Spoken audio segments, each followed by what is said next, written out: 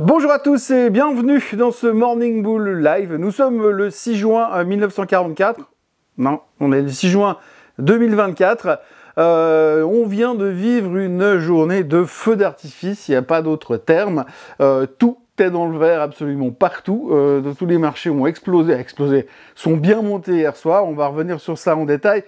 Si je pouvais, je vous mettrais un background avec des feux d'artifice partout, parce qu'on a l'impression que c'est que le début, tout simplement parce qu'on arrive gentiment à notre plan qui devait se dérouler sans accroc, à savoir, on arrive gentiment en direction d'une certitude de voir une baisse des taux très bientôt, un peu la même certitude qu'on avait au mois de mars, où les taux devaient baisser en mars, et puis enfin, vous connaissez l'histoire. Donc la même, sauf que cette fois, ça sera en septembre.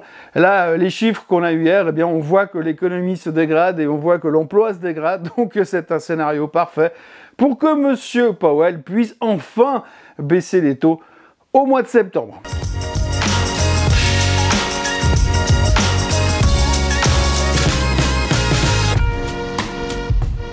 Alors, si vous regardez les indices un peu partout dans le monde, eh bien, vous verrez que l'Europe a cartonné à la hausse. En plus, l'Europe va baisser les taux tout à l'heure, donc c'est encore mieux.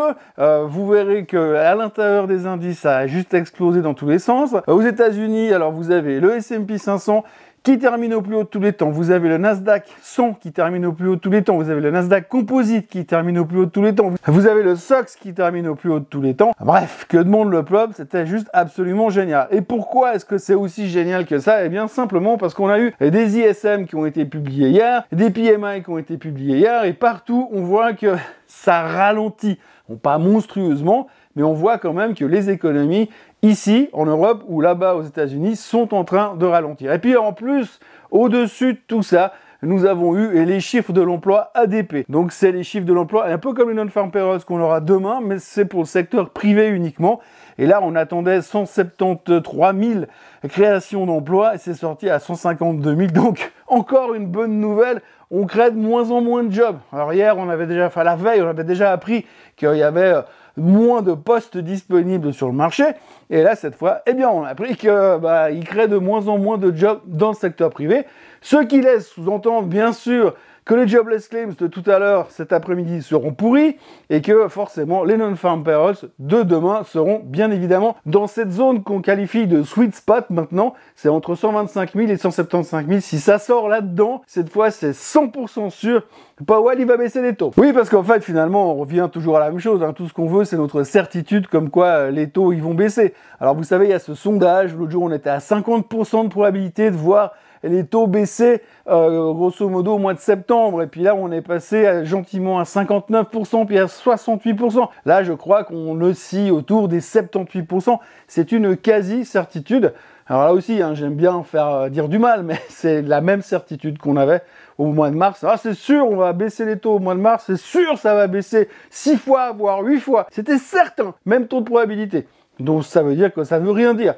Et c'est vrai qu'aujourd'hui, on revient toujours à notre même calcul. On veut l'emploi qui baisse, l'économie qui se calme, et si possible, l'inflation qui ralentit. Alors là, quand vous lisez les médias, aujourd'hui, on nous dit, maintenant c'est bien parce que l'emploi ralentit et l'inflation ralentit. Bon, moi, j'ai pas vu que l'inflation ralentissait. C'est vrai que l'inflation ne baisse plus, Mais bon, pour l'instant, on dit que quand ça baisse plus, c'est que ça baisse. Pour nous, c'est comme ça, on fait juste un mélange. On se dit simplement, c'est bon, l'inflation, c'est réglé. Et puis alors forcément, si en plus l'emploi ralentit et l'économie ralentit, il n'y a aucune chance que le mois prochain, l'inflation soit toujours aussi forte. Soit compter qu'en plus, le pétrole a perdu 10% ces derniers jours et que nous, on se fait toujours avoiner à la pompe parce que les pétroliers, ils ont été sympas avec nous. Ils ont décidé de ne pas nous habituer trop vite à du pétrole moins cher. Pas qu'on s'emballe un peu trop. Donc on nous garde les prix très hauts. Et puis pendant que le baril baisse, ils se font un peu plus d'argent, ils mettent un peu de réserve. Peut-être qu'un jour ils nous feront un petit cadeau, mais c'est pas sûr, parce qu'entre deux, le pétrole peut rebondir et ce serait le pire qui pourrait nous arriver. Si le pétrole remonte à 80, on n'aura jamais eu la baisse du pétrole. Et puis en plus, on va flipper à cause de l'inflation. Donc voilà, après les chiffres économiques qu'on a eu depuis le début de la semaine, on a eu cette espèce de certitude comme quoi c'est bon, les taux vont baisser. Donc ça, c'est plié. Donc on est content. On est content parce que finalement, c'est ce qu'on attend depuis que Monsieur Powell a fait sa danse de la victoire au mois d'octobre l'année dernière. Et donc aujourd'hui, eh bien, on est content parce que finalement, notre plan se déroule comme prévu, les taux vont baisser parce que l'économie ralentit. Donc l'inflation baisse, la Fed a réussi, c'est fantastique. Il y a une espèce d'euphorie printanière, hein, comme s'il faisait soleil. Bah, d'ailleurs, il faisait soleil hier, donc peut-être que c'est lié à tout ça, mais il y avait une espèce d'euphorie généralisée parce qu'on est confiant. Enfin, on sait que les taux, ils vont baisser. Alors moi, la question que je me pose dans tout ça, c'est que je me dis que finalement, bah, ça fait quand même quoi, les 8 mois bientôt qu'on monte en se disant les taux, ils vont baisser, les taux, ils vont baisser, les taux, ils vont baisser. Maintenant, on sait que les taux, ils vont baisser, et quand les taux, ils vont vraiment baisser, il va faire quoi le marché? Il va continuer à monter encore de 30%? Ou il va se dire, ah ouais, bon, c'était dans les prix, on prend les profits? Grande question. Ça, on aura la réponse apparemment lors du meeting de la Fed du mois de septembre. Par contre, au niveau des taux, ben, bien sûr, on va déjà avoir un avant-goût, puisque la star de la journée, ce sera bien sûr la BCE qui va baisser les taux cet après-midi. Alors, on est content parce qu'on sait que les taux ils vont baisser, c'est une super bonne nouvelle. Par contre, ce qu'il faudra surveiller derrière, c'est quand même de voir ce que Madame Lagarde, elle va nous dire. Oui, parce que l'important sera quand même ce qu'elle va nous dire. Parce que si elle nous dit, bon écoutez, j'ai baissé les taux parce que je vous avais dit que je les baisserais, mais là, par rapport aux chiffres qu'on a, on va y aller petit à petit, on va pas s'emballer et on va pas tirer des plans sur la comète. Ça risque de moins bien plaire au marché. Mais enfin, c'est pas grave parce que de toute façon, tout a explosé. Et puis alors, puisqu'on parle d'explosion, eh bien, on peut aussi aller chercher dans les titres individuels parce que finalement, il s'est passé quoi? Il y a eu une explosion sur les semi-conducteurs pour plein de petites raisons. La première raison, c'est que ASML a annoncé qu'ils allaient livrer la toute dernière machine en termes de fabrication de semi-conducteurs à Taiwan Semiconductor. Donc c'était une super nouvelle. Le titre d'ASML a pris 8%, il terminait quasiment au plus haut de tous les temps. Derrière, TSMC, donc Taiwan Semiconductor, a explosé aussi et terminé au plus haut de tous les temps. Nvidia, dans la foulée, bien sûr, parce qu'il n'y a que le E qui compte, ils ont aussi pris 5% pour terminer au plus haut de tous les temps. Puis Nvidia, il y a une petite nouvelle qui traînait aussi derrière, c'est que Monsieur Musk a donné l'ordre à Tesla d'envoyer tous les semi-conducteurs pour l'intelligence artificielle qui étaient dévolus à Tesla, de les envoyer directement sur sa startup XAI.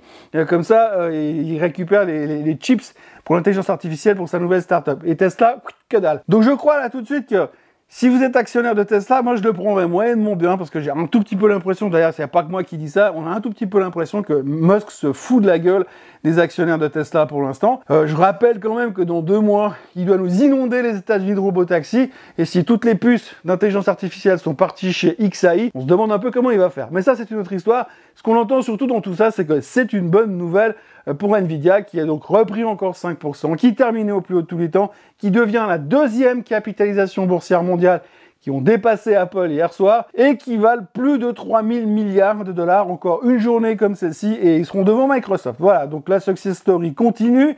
Nvidia a pris, je crois, 155% depuis le début de l'année. Et aujourd'hui, rien que la hausse, rien que ces 155% de hausse représentent la market cap d'Amazon. Ça vous donne une petite idée déjà du monstre que c'est en train de devenir. Donc voilà, explosion dans les semi-conducteurs, le SOX termine au plus haut de tous les temps, 4,5% sur le SOX. La totalité des membres du SOX terminait en vert hier, en hausse donc. Même chose sur le SMI, ça n'a rien à voir, mais il faut quand même le signaler de temps en temps.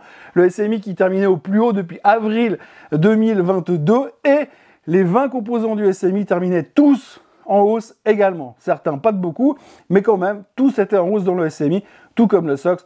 Bref, c'était une superbe journée, absolument enthousiasmante. Donc après, le reste n'est que statistique, puisque aujourd'hui, on va se concentrer sur la baisse des taux, mais il faudra quand même retenir que maintenant, vous avez plus les Magnificent 7, vous avez les Magnificent 3, ils sont plus que 3, Microsoft, Apple et Nvidia, et ces 3-là représentent 20% du S&P 500, à eux 3. Je rappelle qu'il y a quelques temps, 30% c'était les Magnificent 7, et aujourd'hui, ces 3-là représentent à 20% du S&P 500. Et dans les statistiques, parce qu'on parle beaucoup de statistiques en ce moment, on essaie de faire des comparaisons par rapport à ce qui s'est passé ces dernières années, eh bien, c'est la première fois qu'il y a une telle concentration au niveau des titres depuis 1980. Alors, autant vous dire qu'on a tout oublié ce qui s'est passé depuis là. La seule chose qu'on se souvient quand même, c'est qu'en 1980, Skynet n'existait pas et l'intelligence artificielle n'était qu'une vue de l'esprit. Après, il y a plein de petites news qui circulent comme ça à droite à gauche. Vous avez Lululemon qui a fait un carton sur ses résultats, qui prenait 12% hier soir. Il y a Goldman Sachs qui a publié un rapport en disant qu'eux, ils pensaient que cet été,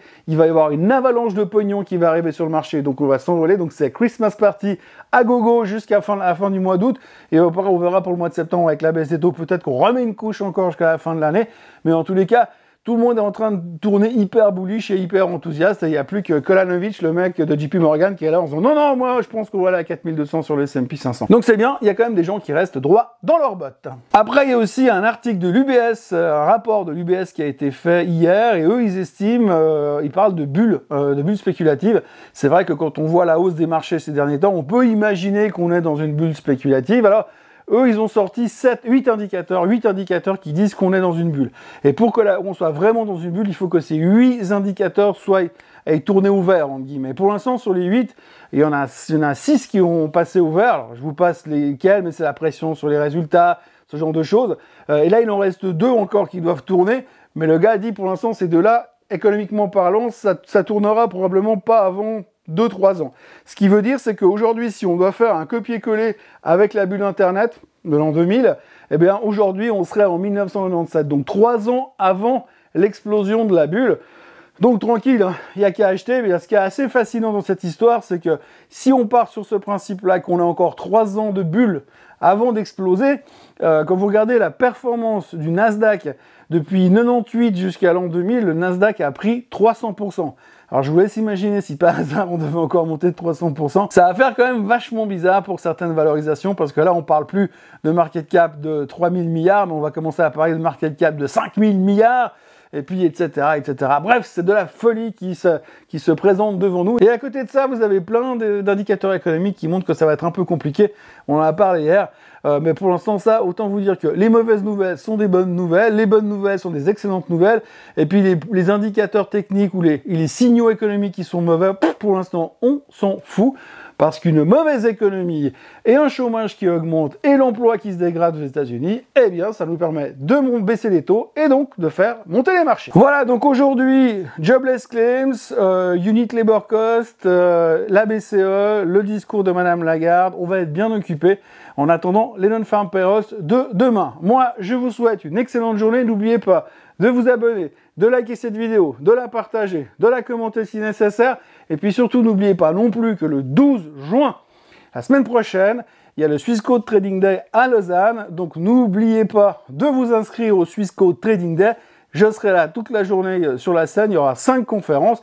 Donc je compte sur vous. Si vous ne pouvez pas être là, vous pourrez le voir en direct, en live sur YouTube.